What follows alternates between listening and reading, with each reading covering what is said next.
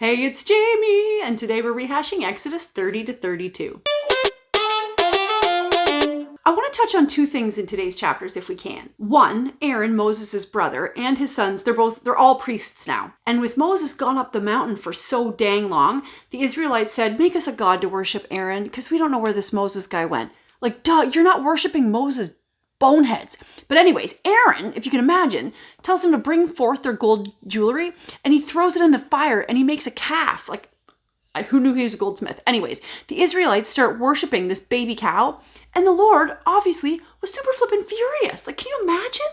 And what does God do in the Old Testament when he's had enough? Because the Israelites sure as heck know he smites. He's a smiter. But good news for the Israelites, they had Moses, and he negotiates with the Lord on his people's behalf. And the Lord ends up killing about 3,000 people. Like, they died at his hands. Crazy story. I didn't know this story going into this today. It was weird. Anyway, I want to know your thoughts on that, by the way. Second thing I want to talk about is your whiffer, your nose. The Lord in today's chapters gives Moses a recipe for anointing oil and incense and says that no one can use the scent for any reason except for the priests in the tabernacle. That's it. And I think the Lord here was getting his science on. Just follow me for a second, because so often scents remind us of like memories and peoples and places and things. Perfect example that just came to mind. The perfume Periellis 360, it reminds me of the summer my bestie Janet Hickey and I were pretty certain that we were like 10 feet tall and bulletproof, and life was always going to be that great to us. Every single time I smell it, I think of Janet, and I wonder where she is now. Hit me up, Janet, if you're reading this or listening to this, because I'd love to get in touch. Okay, stores. Stores also do it. Stores use scents to keep people alert or keep them relaxed. Factories pump lemon into their vents to increase productivity. Casinos use scents. Using the scent of the sacred anointing oil and incense to represent a time of worship and holiness, the Lord means that smell is reserved for thoughts of him.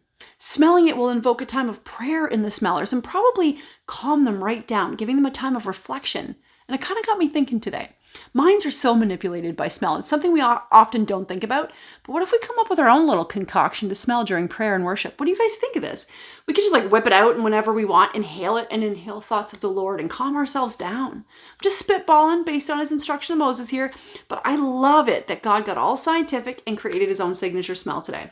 Now, you can look up this recipe in Exodus chapter 30, verse 22. And I'd be interested. I'll be your first customer. If somebody wants to make it, I'd love to smell what it smells like. Tomorrow, we're checking out Exodus 33 to 35. If you want to read ahead, no worries if you don't. I hope you have a blessed day, and don't forget to say your prayers. You guys thought I wasn't going to sing it that time, but I tricked you and I did. This is the Bible in a Year theme song.